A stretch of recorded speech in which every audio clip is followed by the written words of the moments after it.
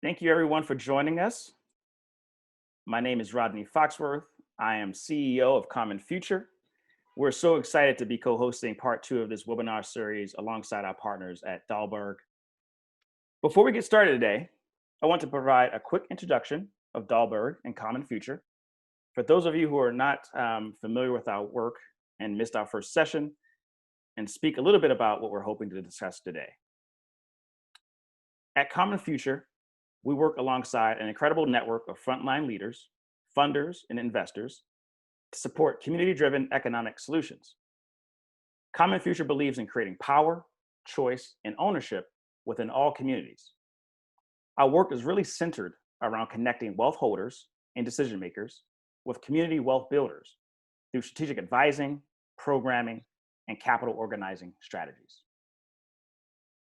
Dahlberg, our partner in this incredible series, is a social impact advisory firm that works with a range of partners, including foundations, nonprofits, and state and city government on topics including workers' rights, gender, education, health, among other areas.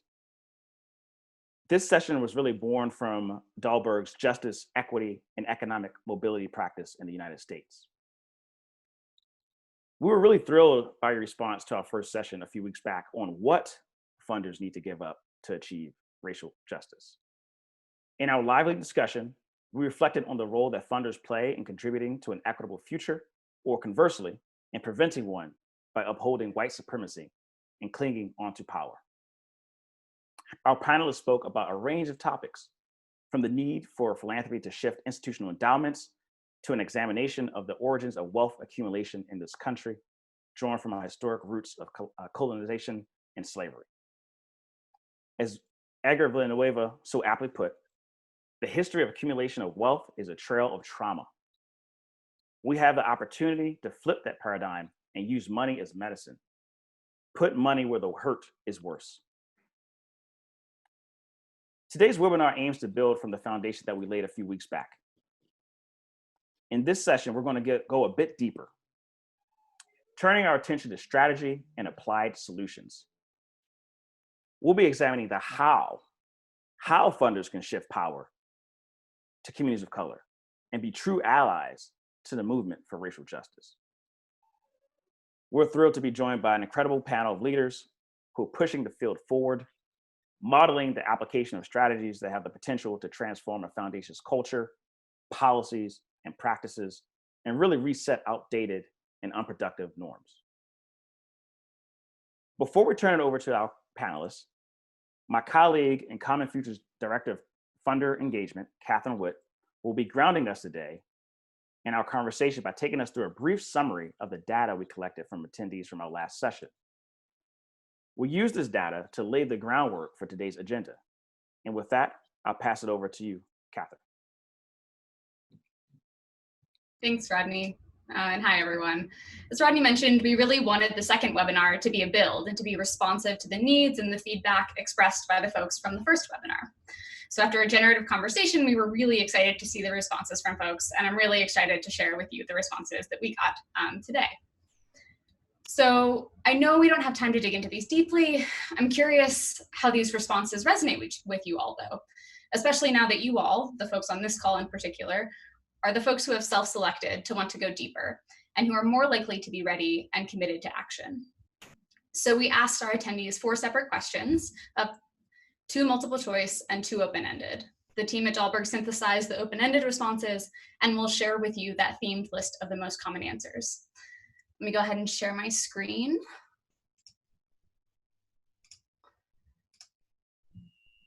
Wonderful. Hopefully you all can see that.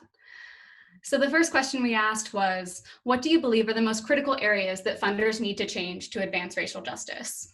As you can see, the highest response answer, the people who, or rather the response that people thought was the most, was who has decision-making power over funding. As you can see, there's other options, but that one definitely has the most. The next question we asked folks was, let me go forward, there we go. Institutional policies, what do you see as the biggest barriers to making these changes? Institutional policies and practices were clearly and by far kind of the most named barriers. So those are things like investment policy statements, maybe even hiring practices to diversify your staff. Of course, again, other options here too, lack of commitment to change, limited accountability mechanisms, misaligned organizational incentives, all got a decent amount of votes as well as the biggest barriers. We'll move now into the open-ended responses. So this question was, based on what you learned today from the conversation that we had in the first webinar, what is one thing you commit to shifting or changing to achieve racial justice?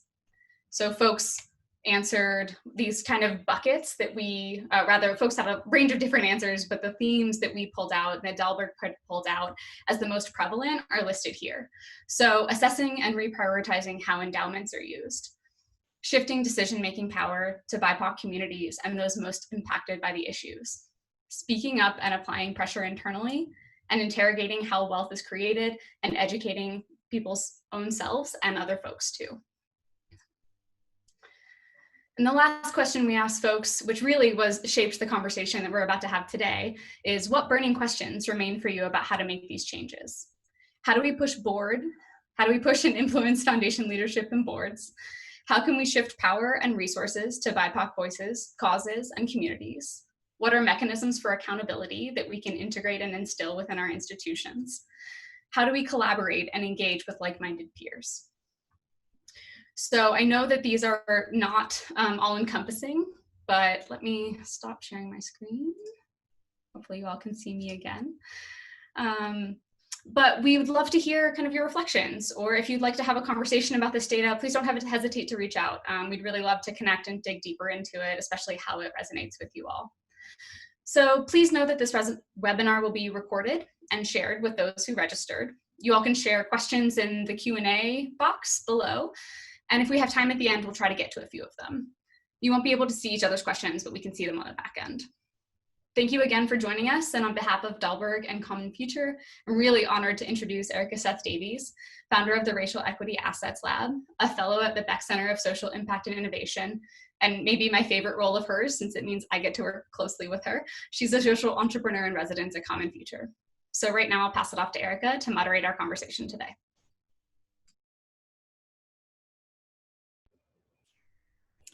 Thank you so much, Catherine. I appreciate the introduction and for setting up our conversation for today. I am Erica Seth-Davies, founder and CEO of the Racial Equity Asset Lab, the REAL, and as Catherine mentioned, a social entrepreneur in residence with Common Future, a role which I have been enjoying for the past year and a half now. I am incredibly excited to jump into this conversation about shifting power, how foundations may shift power, and we have with us an esteemed group, and I am even humbled to be part of this group as well, and to have a conversation with Michaelia Davis from the Cerna Foundation, Kong Wong from the Chorus Foundation, Preeti Bhattacharjee from the Heron Foundation, and again, Erica Seth-Davies from the REAL. So I am ready to just go ahead and jump right in. We had a great call yesterday when we were getting started.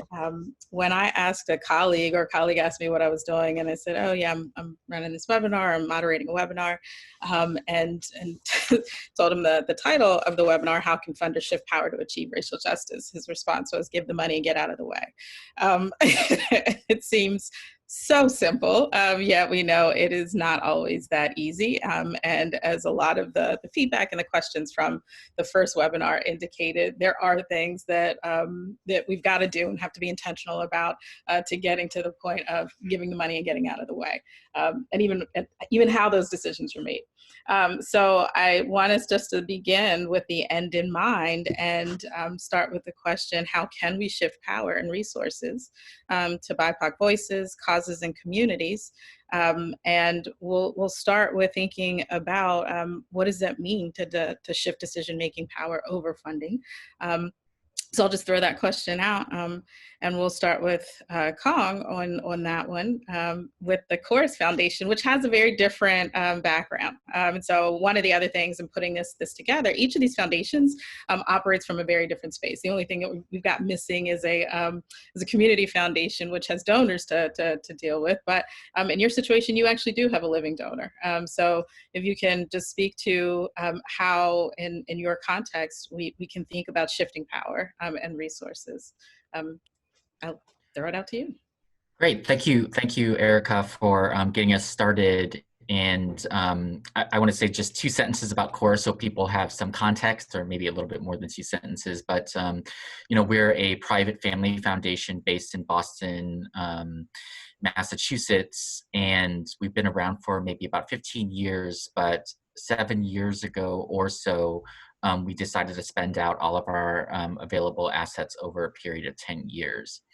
And so one of the principles that we have in our grant making is really about, you know, nothing is set in stone, and always interrogating our processes so that the processes themselves are more just for our grantees.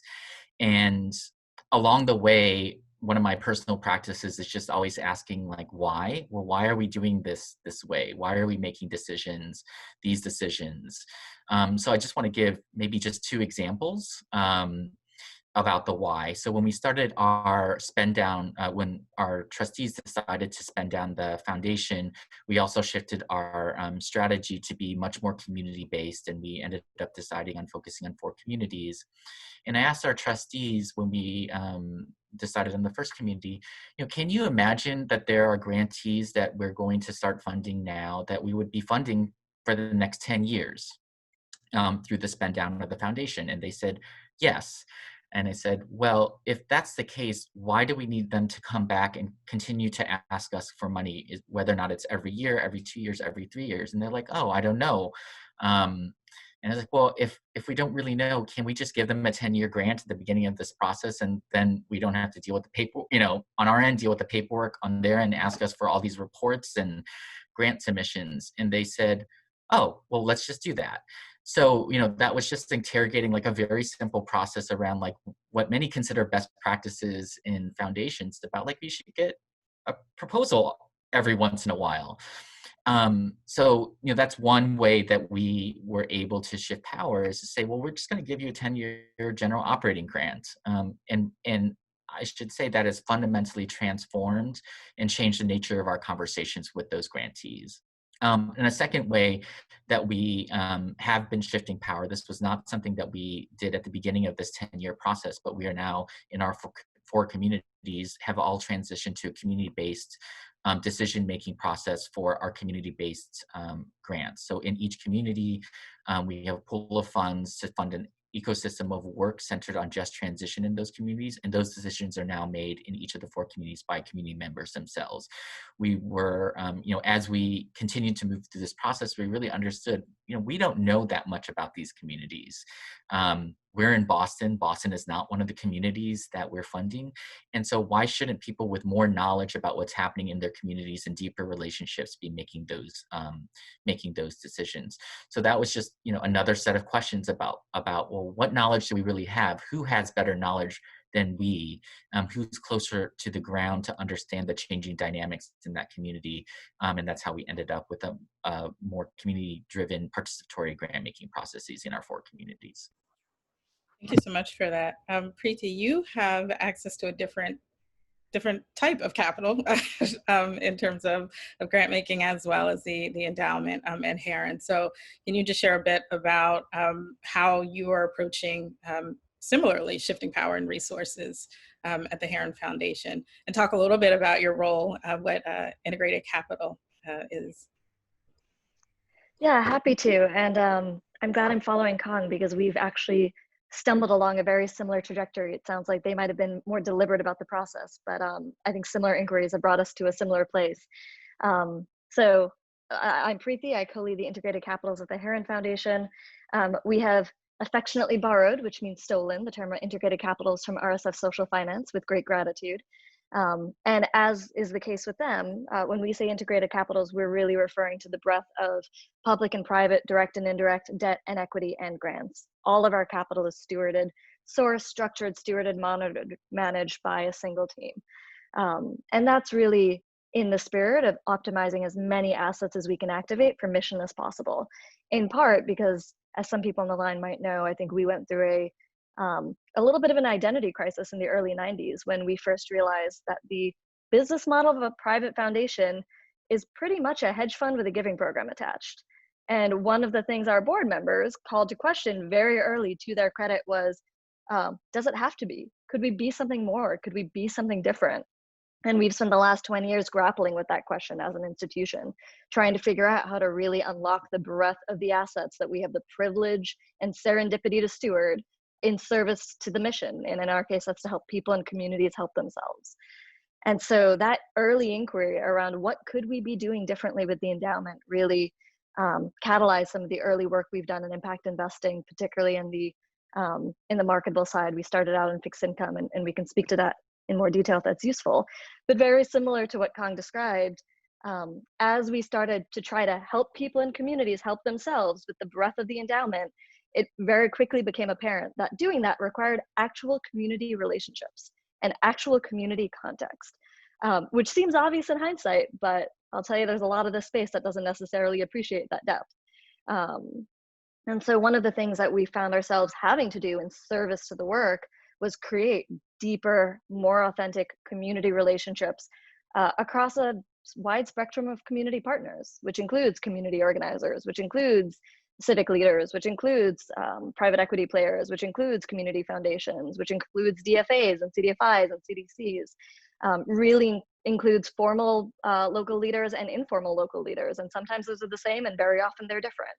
And so it was really in that work, in trying to ground and contextualize our investments and our grant making, that I think two significant things happened relative to this topic. One was we started to see that you can, in fact, I think, originate activity, both grant making and investment activity, through community partnerships that is genuinely originated by community partners, their needs, their assets, their ideas, their innovation, which was extremely exciting on the one hand. And on the other hand, that was still an extractive process. That is still an extractive process, because that basically meant we were showing up in communities, leaning on the generosity of locals to be our teachers and tour guides, and then we would extract as much wisdom as we could, take that wisdom back to our own investment committee, and make decisions on their behalf. That is still a fundamentally extractive process. So the current transition that we're undergoing, very similar to what Kong described, is trying to think through what would it look like to have local investment committees that are actually able to steward the totality of our assets in service to their community on their own behalf. Because instead of extracting local wisdom and using it to make investment decisions, we could instead just shift deployment authority to the local people who have the local market knowledge anyway. And that's something we're actively working through at the moment. Thank you, Preeti. That's actually really interesting, of actually shifting the ownership of capital in that way. Michaelia, you actually tend to sit at the intersection of these facets at Certain Foundation with the Inclusive Economies portfolio. So just chat a bit about, from your perspective and the work that you're doing with your grantees, but also internally, how are you shifting power and resources to bypass communities' voices and causes? Absolutely, thank you. And a shout out to Preeti and Kong for laying out what feel like very tactical ways to kind of start doing this work very realistically in any institution. I think I have a tremendous amount of respect for the journey that their organizations have been on. And a shout out to Dalberg and Common Future for hosting these conversations, because they can be uncomfortable. We're essentially examining how to undo an industry of practice that has been established for generations. And so these are not the easiest conversations to navigate. So thanks for having us here. So at CERDNA, in the Inclusive Economies program, we have two strategies. One is really focused on how we support entrepreneurship, and I'm not going to go into the strategies in depth. And the other is really thinking about how we shift the practice of economic development to make it much more equitable and to lift up the voices of workers and community leaders.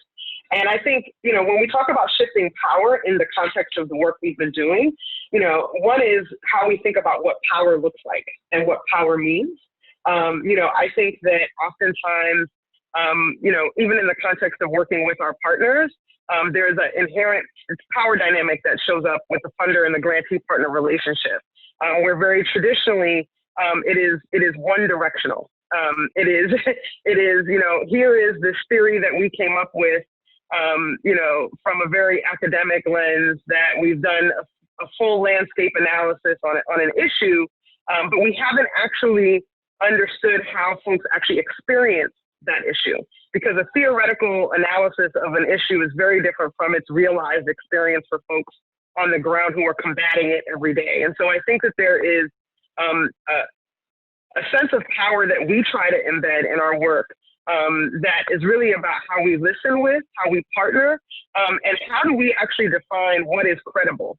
And those notions actually help you unlock and shift power. Because if you begin to think about, what you think of as credible, and for an example, Kong talked about not having to have an organization reapply every year, because there's an assumption embedded in that reapplication process that says, you have to, come back and revalidate all the work you've been doing, because we don't know if you're credible enough to continue to do this work, right? And so a part of this for us is very similarly, how do we create spaces in our grant making practice that changes that power dynamic around who is credible and what is credible. So whether that's like something as simple as like waiving reports, like you've been doing this work and like in 6 months, I want you to say something wildly impressive about some big systemic change you're trying to generate. Like, I think that's distracting organizations from the work that they can be doing.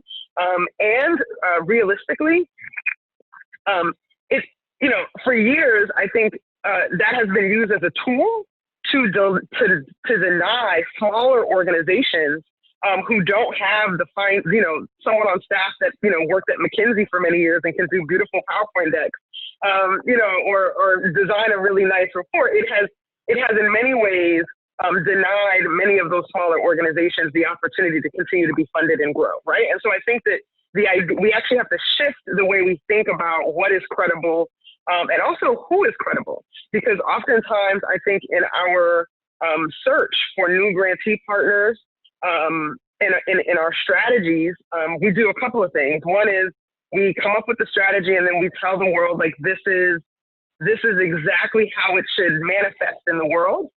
Whereas, what we've tried to do at Thirna in the Inclusive Economies program, the strategy that we came up with was done in deep partnership with both existing grantees, people who were not grantees and rather thought leaders in the field who maybe had a different perspective than we did, who wrote very lengthy analysis on our strategy and said, actually, which we compensated them for, and they said, actually, this part doesn't make any sense, or this part is actually not really reflective of how this shows up in the world, right? And so I think it's also about opening yourself up to critique and being comfortable and okay with that.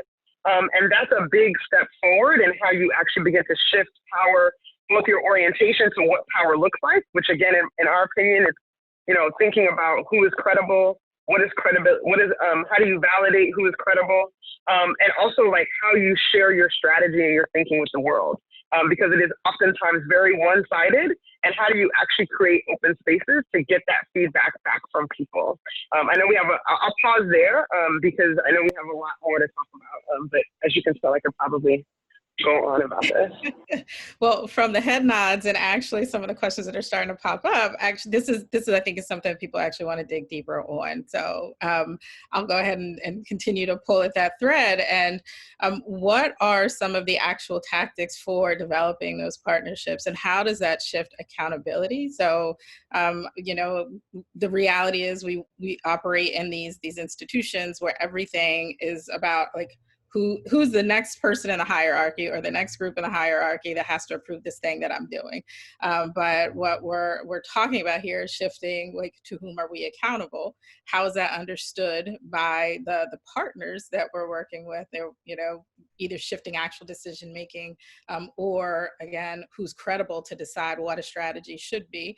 And so that raises those, there's those types of questions are starting to come through, like what are the tactics for identifying and engaging those partners, and collaborating?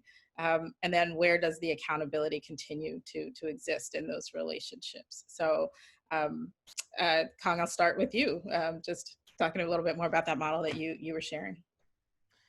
Yeah, so I would say I would maybe lift up two things. One is just a mindset shift, both within ourselves as people who work in philanthropy, and to the extent that we have impact within our institutions.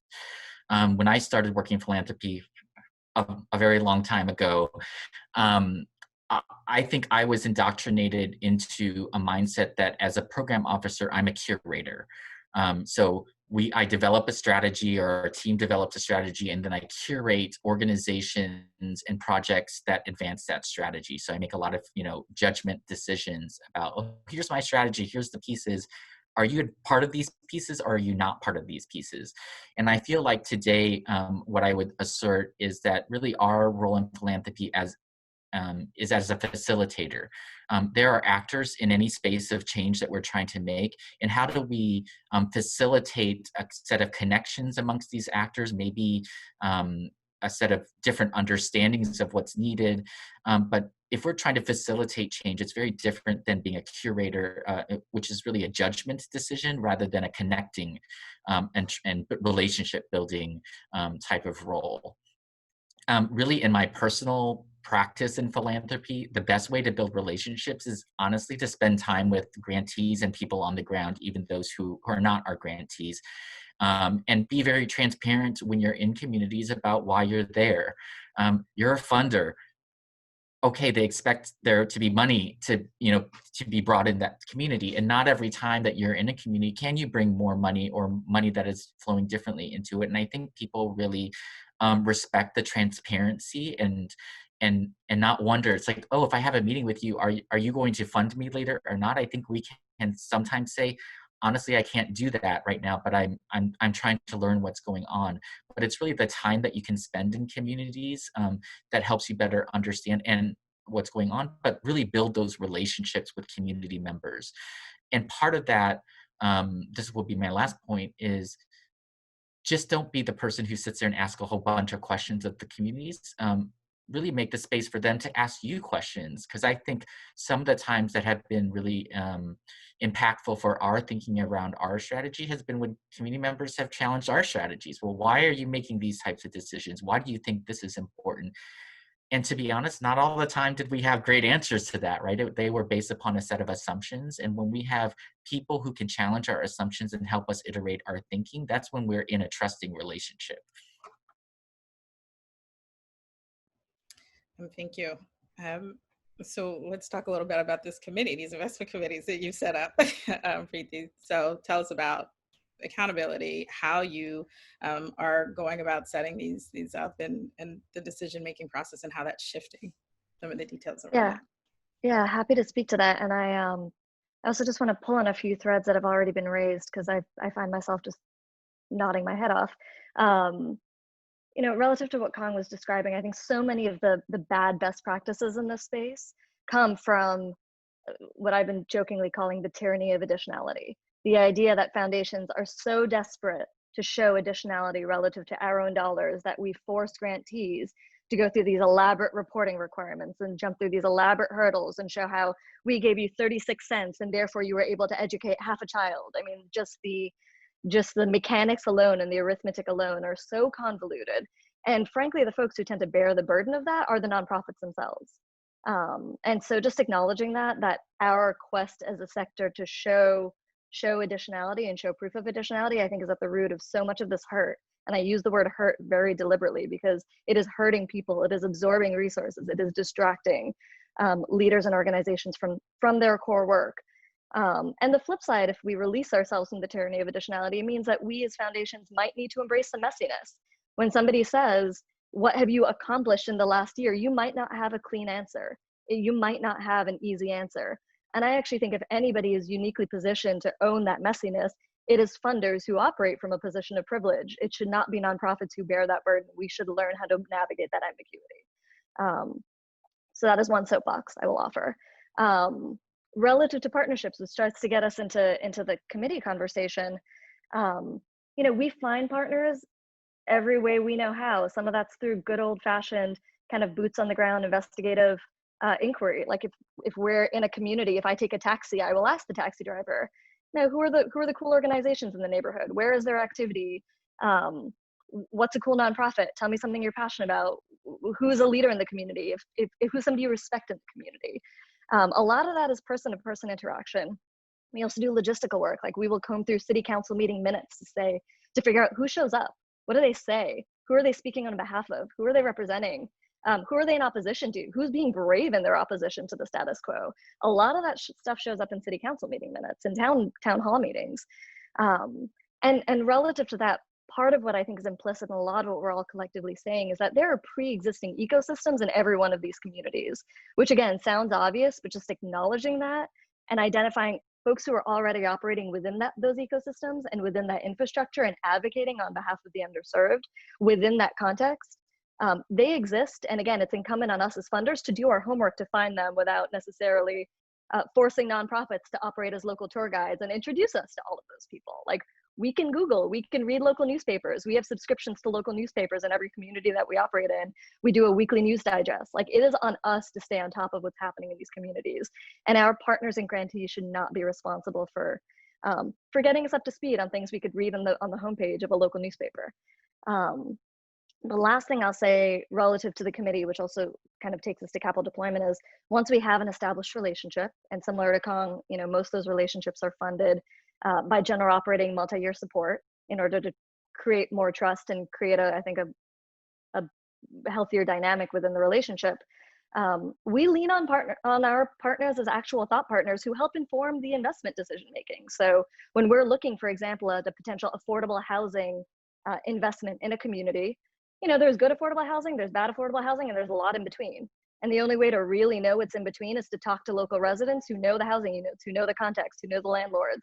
And so we will go to our community organizing partners and say, we're thinking about investing in XYZ property or address or region. What do you know? What do you know about the residents? What do you know about the community? What do you know about the block? What do you know about the safety? What do you know about the landlord?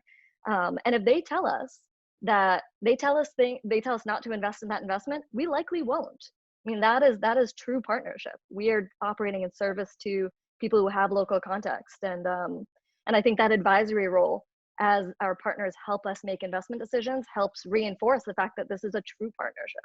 It is not bilateral, and we're as dependent on their information as they are on the money.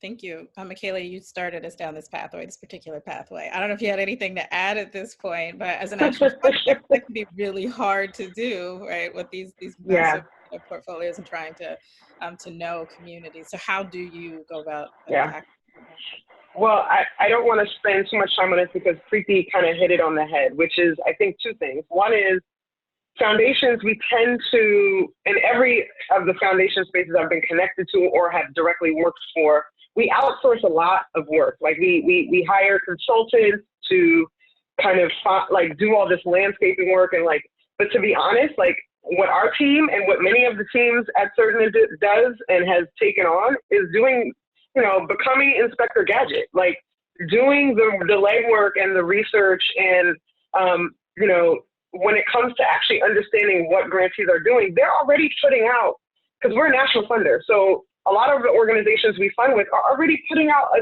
ton of content. And then we're asking them to then put together some other version of that content for us. And it's like, nah, just read what they're read what they're putting out. I would be very curious. And actually one of my colleagues who runs our grant making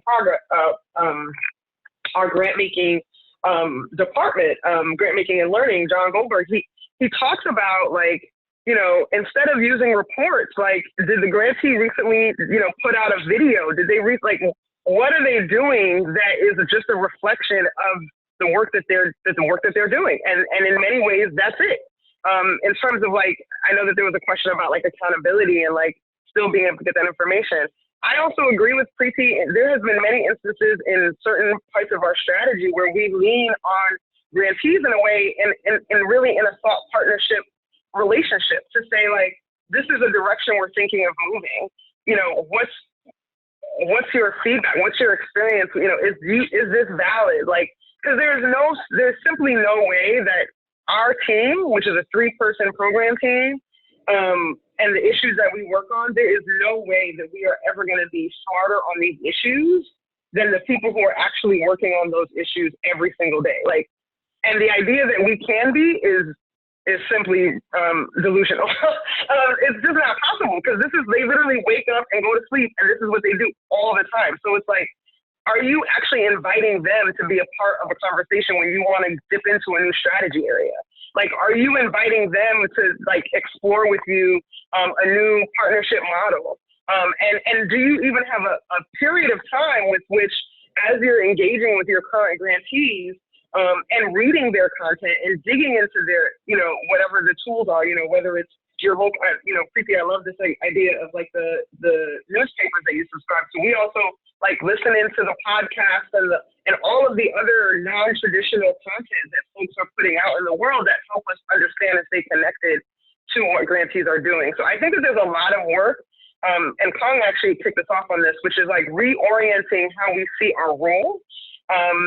You know, as you know, in many ways, I see my role as being an investigator and a connector. And when I say investigator, I mean investigator on the issues, and using my time wisely to make sure that I'm digging into the content that's already coming out with our grantee partners.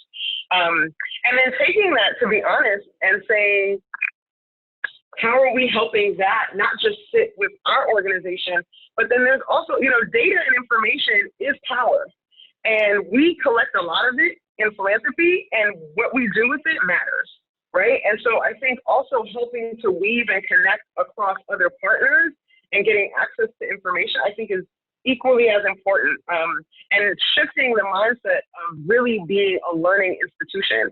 I think, Preeti, your point about, like, our desire to say that we are, you know, we're achieving these benchmarks on impact, when in reality, what we're doing is in philanthropy, our capital is risk capital. It should be, at least in my humble opinion, right? And so, you know, we should be using our dollars to test things, to put them out in the field, to support ideas that are being underfunded in communities of color. And finding those partners is really just doing that legwork, doing the groundwork with your grantees, and kind of with also the people that they learn from, because that I think is a misstep. I would be very curious how many folks have actually connected or asked their grantees where they get their learning from, and whether or not you kind of follow them down their path. And that's something that we try to do regularly with some of our grantee partners. So, go ahead. And I just wanted to add one thing to this part of the conversation is, you know, really in thinking about shifting power, I think we've been talking a lot about some of, like, our personal practices, but then thinking about institutional practices. Like, you know, what are the things that we as individuals can do to lift up, like, these relationships and these voices from communities?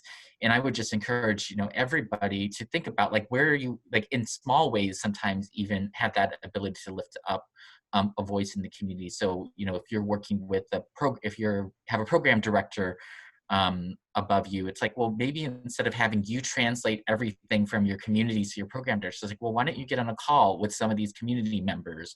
Or if there are board meetings, have grantees and other community members actually present their strategies in the context of the foundation strategies and have a direct conversation with board members. I think there are these sort of, you know, I try to think about, like, where do we have in our various positions of philanthropy the ability to shift power, which a lot of it is about just who has voice and validity in different decision-making rooms, and stop, to the extent we can, stop being the translator and actually have those real voices present as those decisions are being made.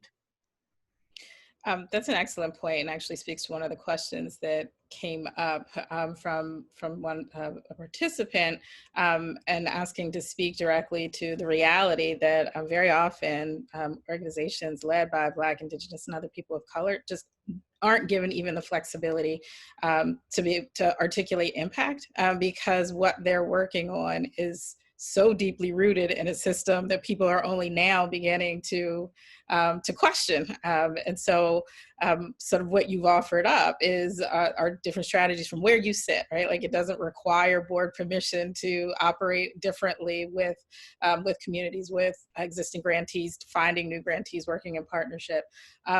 And so one of the other questions, though, that this actually, all of this starts to beg is, and I didn't start here. I intentionally didn't start with, okay, so how do you get your board on, right? Like that's the place where we will obviously end up going where we are right now. But did you push the board? Was it pulling the board? Was it, is it still a work in progress, right? You know, you're talking about mindset, and even though we are when you're working within the foundation, you tend to be closer to the issues even more than the board is, right? So they're coming to meetings, maybe monthly, maybe quarterly, where they're actually focusing on these conversations. You're more frequently and even less frequently than people who are tackling issues on the ground. So what does that look like, or what could that look like in terms of board engagement, board buy-in, when they're used to seeing their report, right? Like, they get their docket with the reports, and then all of a sudden you're saying, yeah, we're not doing those, or we've taken a different approach. What have been some of those conversations? Were you able to get there? And was it internal advocacy? Was it finding those external voices? Yeah, if you can, Michaela, if you want to jump in on that. I'm gonna kick off because I probably have the most unsatisfactory answer. Which is, to be honest, I'm the beneficiary of, I think, a long journey of internal advocacy that has been led by staff members at CERDNA that precede me. And it is still ongoing. So both and. So I would say one is, there's certainly, I think, a lot of work that has happened with the board. I will say that the board has gone on their own journey around racial equity. And I think that does require a willingness to say, what can we learn? How can we learn more about, what racial equity looks like, what racial justice looks like? And they have taken that on, and I think they're still in the process of that. I would say that because this is, again, not something that started last year or the year before, we're talking about a pretty lengthy journey. We're now at the point where I think we have been able to make some of these decisions. And I'll just say really quickly, Preeti and I think have very tactical, like much more specifics they can point to. They've definitely done trainings. Some of the trainings that a lot of folks are familiar with, like groundwater and others, which I think are important starting points. I think that there's also something to be said about the individual journey that we all have to be on. Not just as institutions, but institutions are all made up of individual people. And like, what do we, even myself, continue to learn about how I, either perpetuate or maintain certain standards, even as a Black woman. It is definitely a process. I remember in my previous role, we were doing a grant that was focused on racial equity, and I did my write-up, and I was basically told to not use the word race so much because the board wouldn't be, it wouldn't land as well. And so we started there, and then a year later they had a whole presentation and discussion with Angela Glover Blackwell from PolicyLink, as you know, who talks about race very explicitly and intentionally. So it's a journey, right? It's definitely a journey, but I'll pause there. And I know Preeti and Carly have a lot to offer. Yep, I'm Preeti. Michaela, you stole my preface, which is this is going to be a dissatisfying answer. I'll borrow a lot of what you said in terms of this being, I think, an institutional evolution for all of us. I'll certainly say in the context of Heron, the evolution was kicked off with this broader question around whether we were fully optimizing the resources we have for our mission. And I think the answer we continually come up against is no. We can do better, we can do better, we can do better. And I think when it comes to race and equity, this is another one of those we can do better moments. And I think one of the things I will confess I'm struggling with just as an individual in this space right now, there are two things I'm struggling with. One is, even though I'm really heartened by the number of events and consortiums and conferences right now in the impact investing and grant making space that are dedicated to figuring out how we can all add more diversity and inclusivity into our space. I do worry that we're doing so while ignoring that there are some organizations that already have diversity and inclusivity baked into their core values and operations. And maybe instead of us collectively bellyaching over how to tinker with our organizations, maybe we're all better off ceding the money and power and deployment authority we have to the organizations that are already embodying those values, because they've been doing that work for years, or in some cases, decades. And so I think that's a real active inquiry in the space right now. It's an active inquiry for me personally around, it feels like the funder landscape is coming late to the social justice conversation. And I'm worried that the funding landscape is co-opting some of the language of social justice when there are already pre-existing institutions that are deeply rooted in those values and principles and have been doing this work for a long time. And Erica, back to your opening comment, maybe the best thing we can do is just, shut up and give them the to some extent. So that's one piece I'm struggling with. And the other thing I'll say on a deeply personal basis, especially as a member of the South Asian diaspora, this is one of those moments where I find myself navigating what it means to be a person of color in this country, but not a person of color from a historically marginalized community in this country. And I do think, especially as I speak to my South Asian American peers, I do worry about the extent to which people of color have all been globbed together and are expected to speak on one another's behalf. And there's a spirit of allyship there, and I think that's fantastic. And I'm deeply grateful for the diverse cross-section of partners and peers and colleagues I have in the space who I think we're all pulling in a similar direction. But I often find myself in predominantly white spaces where folks turn to me as though I can speak on behalf of Indigenous or Black or Latinx or any other version of historically marginalized populations in this country. And I can't, I truly can't, and I shouldn't be. And so I think there's complexity even within this question of race and identity and equity. And I'm grateful we're finally getting to a point where we have such a critical mass of minorities in the space, we can start to make those nuanced distinctions. But I think it's time we start making those nuanced distinctions. Kong, do you have anything to add to this? I mean, I think, again, I'm going to return to sort of a set of tactics that we've used in the boardrooms. It's all around the theme of raising up community voices. I talked about the change in strategy of the Chorus Foundation about 7 years ago.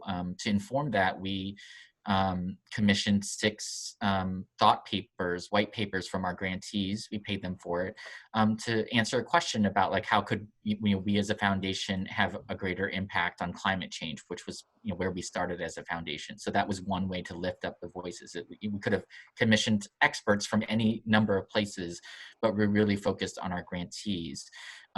Since that time, I mean, I think even before that time, we really encourage our board members to attend a site visit with staff at least once a year, so that again, they are in communities and really having a better understanding of communities. Obviously, their understanding is constrained by the amount of time that they have. But I think thirdly, the other question that can be brought into the boardroom is really an investigation of like, what is the role of the board with respect to the foundation? Is it really mainly governance? And if you're in a governance role, what does that mean about the types of decisions you should be making? Should you be making program decisions? If, I mean, I think that's a very hard and challenging conversation to have, but I think some clarity of roles might also help an overall conversation so that people aren't reaching outside of their roles and their expertise or their knowledge, let's say, or if they have a certain role, then we need to think about how to beef up their knowledge if they have to make certain types of decisions. I mean, I have to say, I honestly, can't have experienced boards that can be a little bit micromanaging.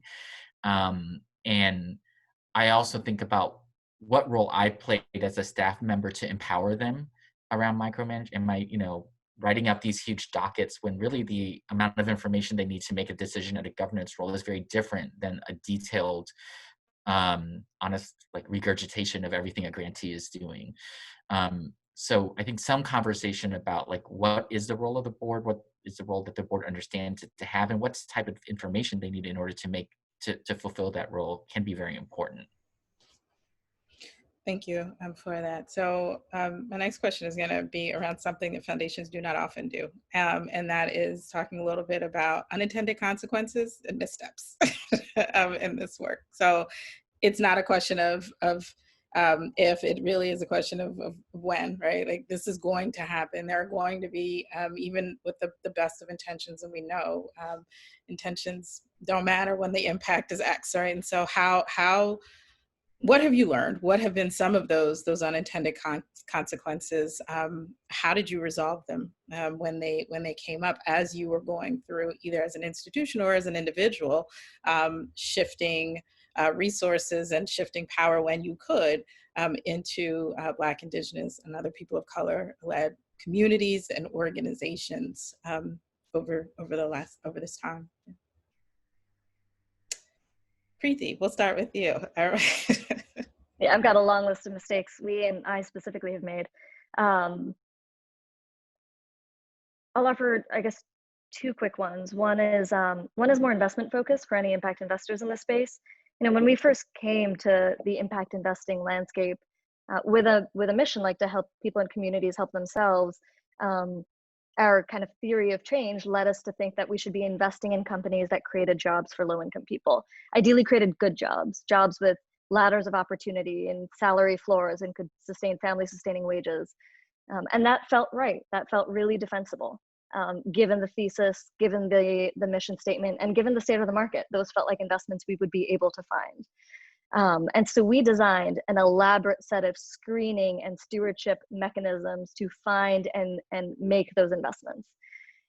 And I remember one particularly painful moment when we were going through a portfolio optimization moment, and we were looking for a new investment that would target jobs, particularly jobs for low-income people. And the specific metric we were looking for was jobs per dollar of revenue. So it would be a jobs-intensive enterprise. And we came across a company that on paper had a phenomenal jobs per dollar of revenue metric. And we said, this is really interesting. And we kind of clicked through it, and it seemed to fit a bunch of the metrics we had decided on. And once we clicked through it, we realized that company was Corrections Corporation of America, now known as CoreCivic, one of the biggest private prison companies in the country, which does create a lot of jobs. And it was this really horrifying moment for us institutionally, given our mission, because it felt wrong. There was something fundamentally abrasive about that discovery. And I think it called into question the integrity of the screening system. How is it we got here? How did we end up with this being a target impact investment? And I offer that story in part because I think part of the way we got there was through what I'm now calling kind of data myopia. We became so singularly focused on a single metric or a single set of metrics, we put on our blinders and kind of lost the forest for the trees. And I offer that in part as we all think about the SDGs or whatever the latest impact metric trend is. I think there's a danger in picking a metric and going really deep without actually preserving some version of a holistic understanding of what a company or nonprofit or municipality does and is. And I think creating, as Kong mentioned, kind of robust relationships in a context who can hold us accountable when we fall too far down that rabbit hole is really, really, really important in preserving feedback loops. And then the other version of the other example I was going to offer was a very similar story in a different community where we made a significant investment, again, in jobs in an anchor institution, and didn't realize as they created those jobs, they were building out parking lots for their workers to park in. And the creation of those parking lots was creating a stormwater runoff problem in the adjacent minority community. And so yet again, it was one of those moments where I'm deeply grateful for community partners who picked up the phone and called us and said, this is a problem that you are creating. Come do something about it. Fund into it, fix it, and make sure it does not happen again. And so to your question around what do we do about it? In that moment, we shut up, we listen, we fix it, and we make sure we build something into the practice so that we don't make that same mistake again.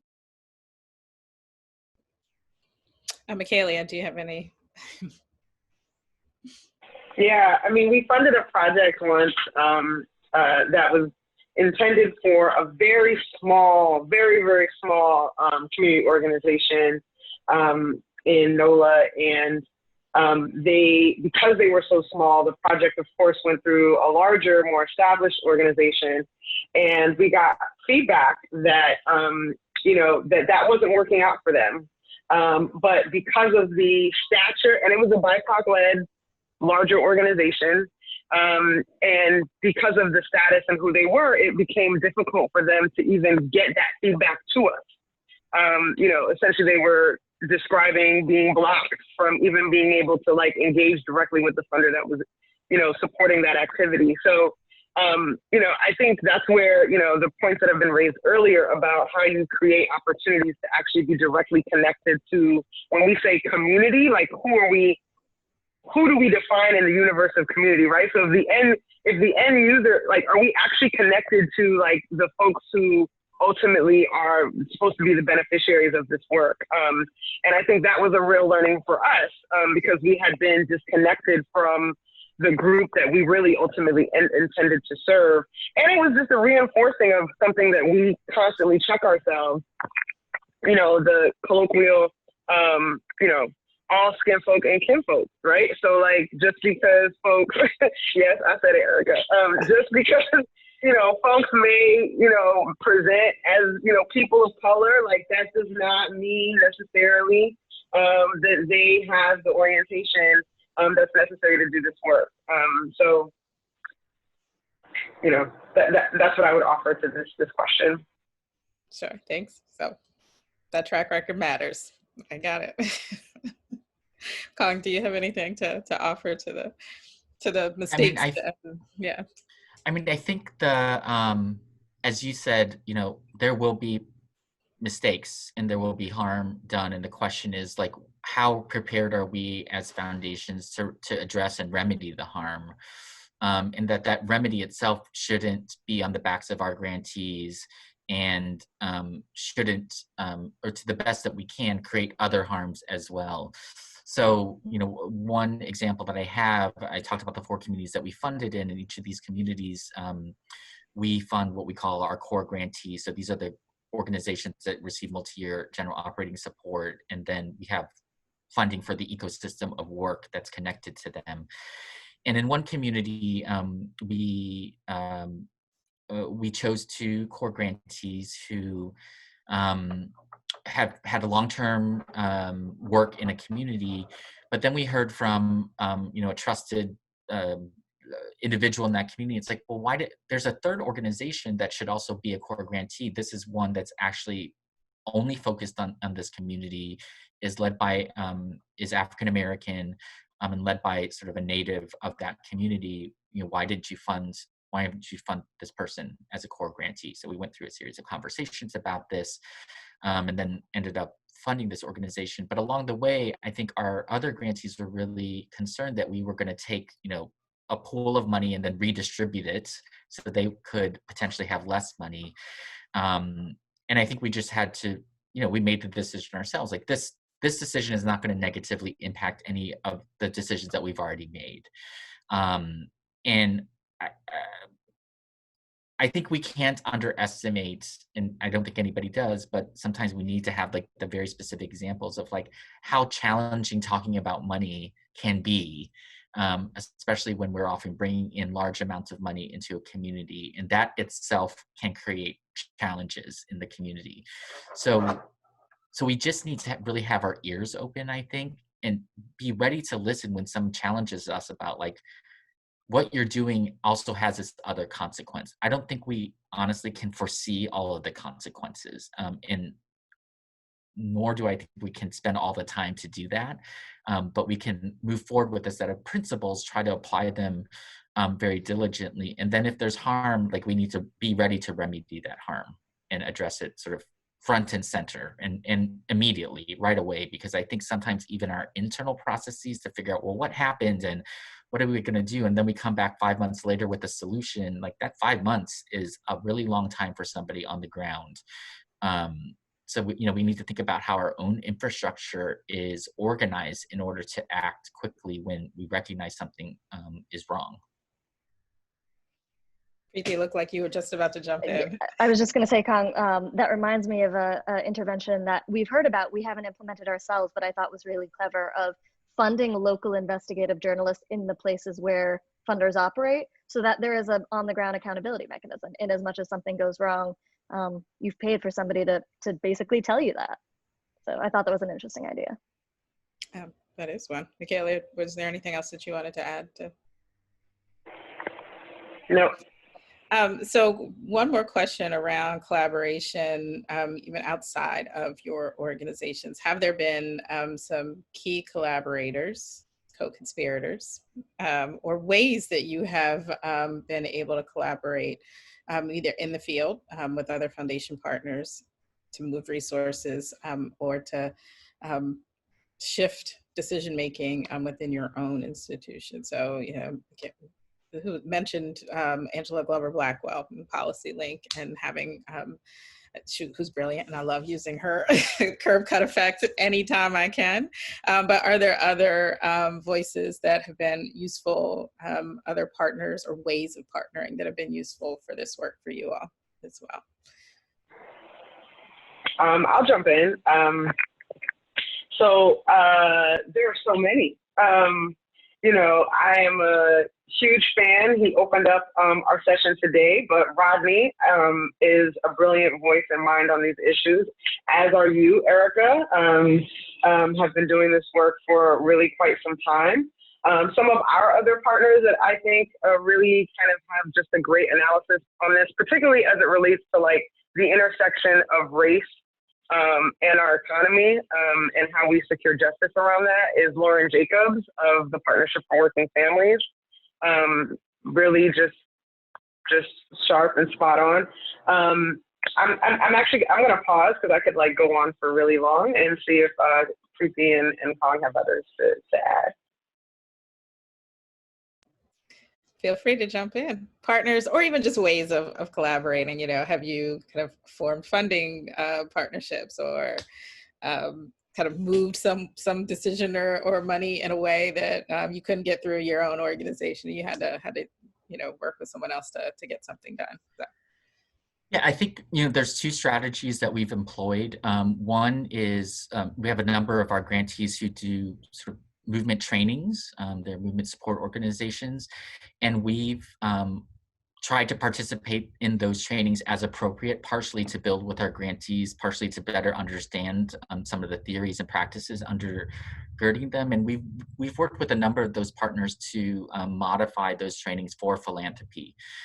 So, you know, we feel like those theories are something that should be really prevalent in philanthropy. And one example I'll offer is just transition. That's what the center of the core strategies around just transitions.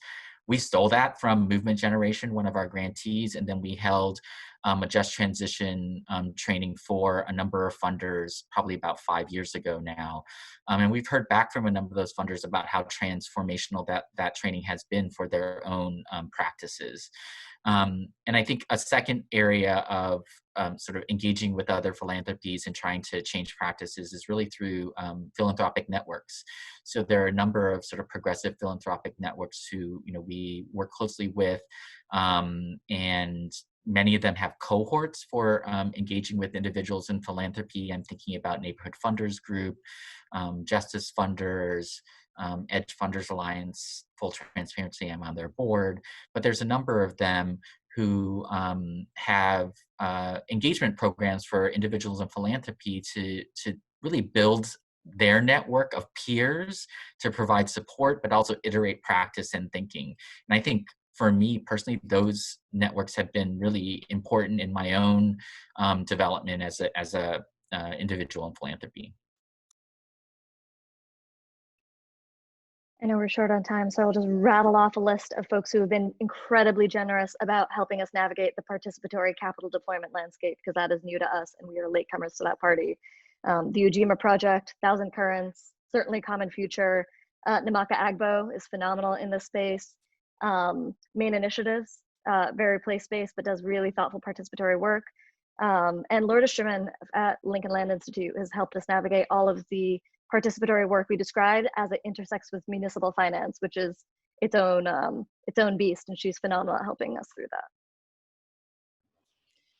Okay, well, as you can see, we are getting very close to time, and I do want to be able to turn this back over. But before we go, first of all, thank you for allowing me to be a part of this conversation with the three of you. It's just been phenomenal. I'm taking notes, not just to ask questions, but because I've got some research to do down the road. And I don't know if anybody has any final thoughts, any parting thoughts on either from just a very personal perspective or things you just want people to know before we shift. And you don't have to. Well, I'll jump in. I just want to thank you for helping move us through this conversation. And my final thought is really to recognize, unfortunately, philanthropy comes out of, a system of extraction and white supremacy, and many of the structures inside of philanthropy are replicating that. So I think, in each of our positions, we can ask questions to unmask that. Make that much more visible to other people inside of our institutions and to ourselves, and really ask, like, how can I change this system, whether or not it's just like a question on your reporting requirement that probably should just be deleted because no one really reads it, or any other system mechanism for making decisions to really move towards sort of a liberatory mindset. Thank you. Preeti or Michaelia? I would just echo that and say, whenever there's a chance to cede money or power, let's do it. Yeah, I mean, I would agree. I think this is a long road. And so, trying to also learn while do is necessary. I think sometimes we wait for like the moment to do one or the other. And so this is where the time we're in, you kind of have, it's both ends. So just being open to that process and knowing that we don't always get it right. I know I certainly don't. And I know everyone on here has acknowledged their own mistakes. So just really being patient and doing, kind of learning and doing at the same time. And thank you for this conversation. Well, thank you. I've certainly learned a lot and appreciate all the work that you all have been doing. So with that, I will turn it over to Marcus Heyman to close this out. Thank you so much, Erica, for moderating such a dynamic and engaging conversation. My name is Marcus Heyman. I'm an associate partner at Dahlberg, and I'll very quickly close out today's webinar. So at Dahlberg and Common Future, when we initially conceptualized the discussion, there are a few things that were really apparent to us. The first was just the need for a two-part conversation. One focused on what funders could do to shift power, and another focused on how funders could do so.